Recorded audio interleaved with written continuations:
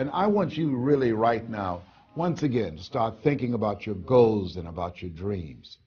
And as you begin to envision them, one of the things that I think that's very important that we have to always go back to, as you look at your goals and dreams, and I want you to expand them, and it's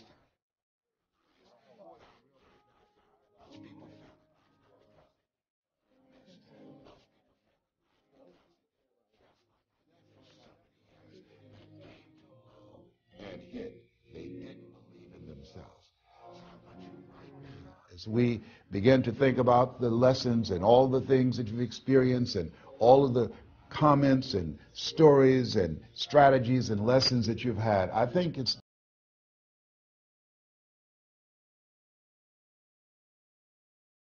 we would be in the backyard and we would play jump, and somebody would get on one side of the stick, my sister and then my brother, we would run and we'd jump over it. And then they say, raise it up a little bit higher. We have to back up and we run and we'd jump over it again. And then we say, raise it up a little higher. And the higher it got, we had to begin to change our approach and how we were going to get over the bar.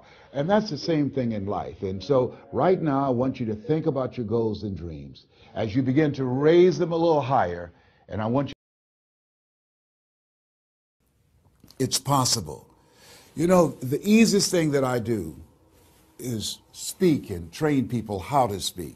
Go into prisons and juvenile detention centers and to high schools and colleges. Speak before thousands of people. I can do that in my sleep. Let me share with you the most difficult thing I've ever done in my life. And it took me years to do. And that was to believe that it was possible.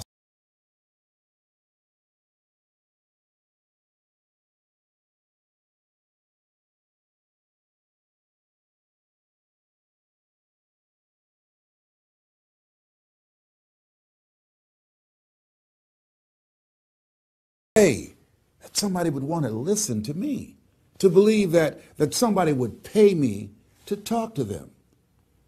Have you ever thought about something you wanted to do and you talk yourself out of it? I remember going to see Zig Ziglar, who I consider the #1 motivational speaker on the planet, and Dr. Norman Vincent Peale when he was alive, and Robert Schuller. I used to see them and I would be so pumped up and inspired after hearing Jim Rohn, who recently passed, one of the great motivational speakers of all time, and Charlie Tremendous Jones. And I would go to my car pumped up, saying, yes, yes, yes, I can. And then after a while, my mental conditioning would kick in. And I would say, Les Brown, you can't do that. You don't have a college education.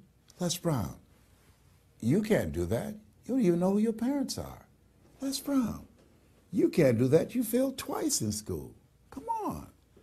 You ever thought about something you wanted to do and you talk yourself out of it? There's a proverb that says, if there's no enemy within, the enemy outside can do us no harm. That's why it's important that you make it a point every day to listen to Paul, to listen to me, to review these lessons, to get them deep, not only in the conscious mind, but the subconscious mind, and get them in your spirit. Well, how often should I do it? Do it until you are producing the results. That's how often you should do it. And you never stop, because once you stop, that's when those negative thoughts will come back. Once you stop, that's when you will begin to doubt yourself. Once you stop, I'm telling you what I know. Yes. Every day, it's a selling job on you. It's possible.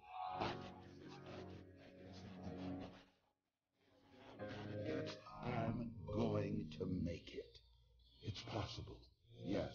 Your dream is possible. Say that to yourself.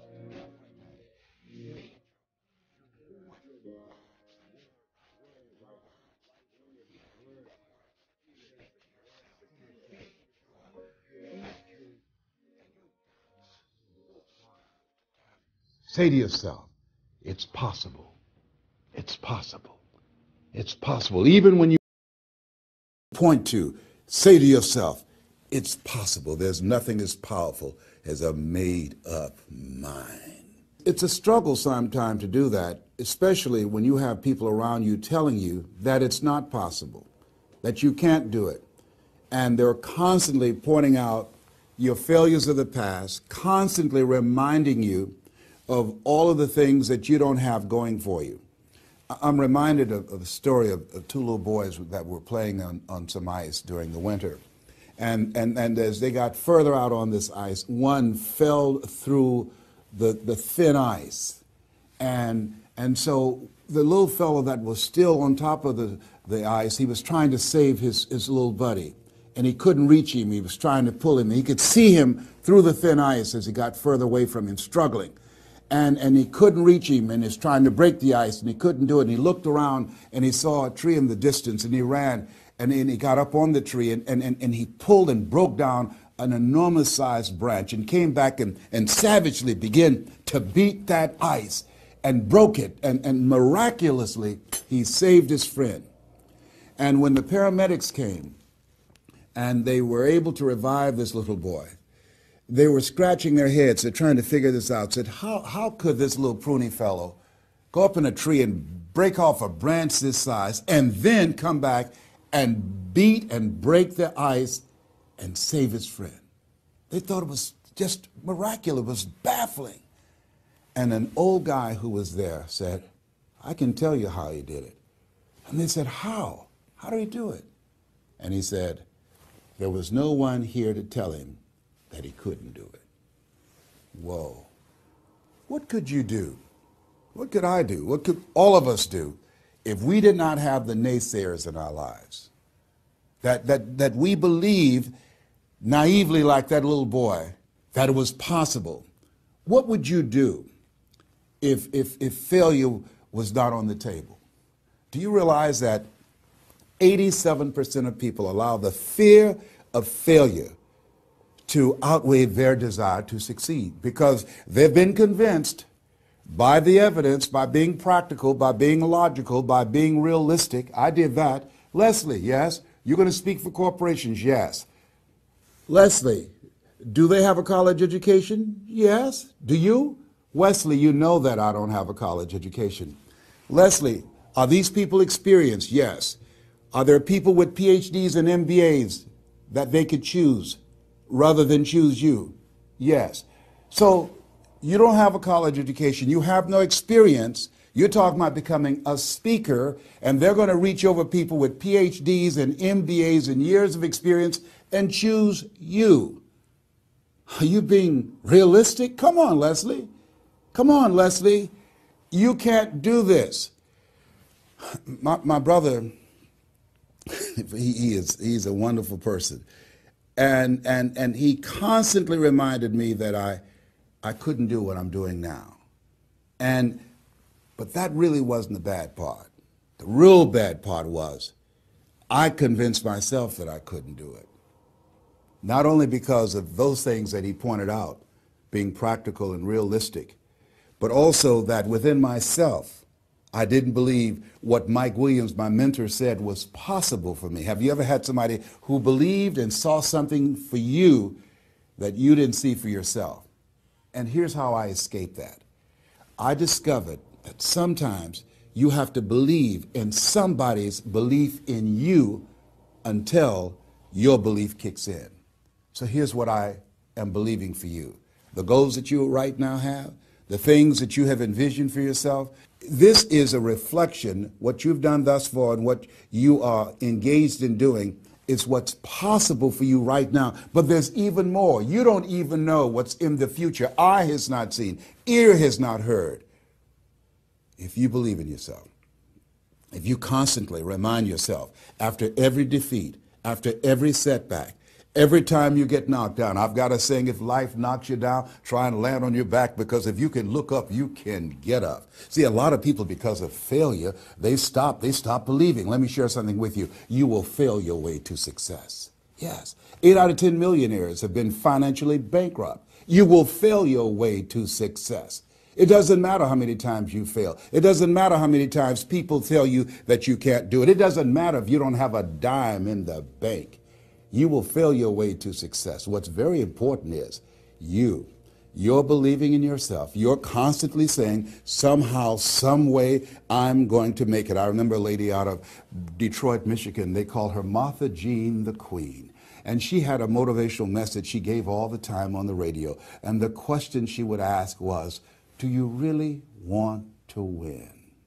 Do you really want to win? And she said, if you really want to win in life, you've got to believe in yourself when no one else does. You've got to believe in yourself. See, it's easy to believe in yourself and to have faith if you have a good bill of health, if your relationship is working out fine, if you have money in the bank, if you have a secure job, if your mortgage note is paid current, if the children are acting like they have good sense. It's easy. If you go to a doctor, they say, oh, you're doing real good, I'll see you next year. It's easy to have faith then. Let me tell you when it's really tough to have faith. When you lose your job, when you lose your retirement, when you go to the doctor and they look at you and say, you have cancer. Cancer is the most feared word in 7 different languages. That's when it's tough to have faith then. And that's when you need to call on your faith then. They said faith is the oil that takes the friction out of living. That's when you need to believe in yourself then and judge not according to appearances and say to yourself, it's possible. It's possible. I can make it. It's possible. I'm going to get through this. It's possible. I'm not going to allow this to get the best of me. Yeah. I don't know what you're up against. I don't know what you're facing, but here's what I do know. You've got something special. You've got greatness in you. And I know it's possible that you can live your dream.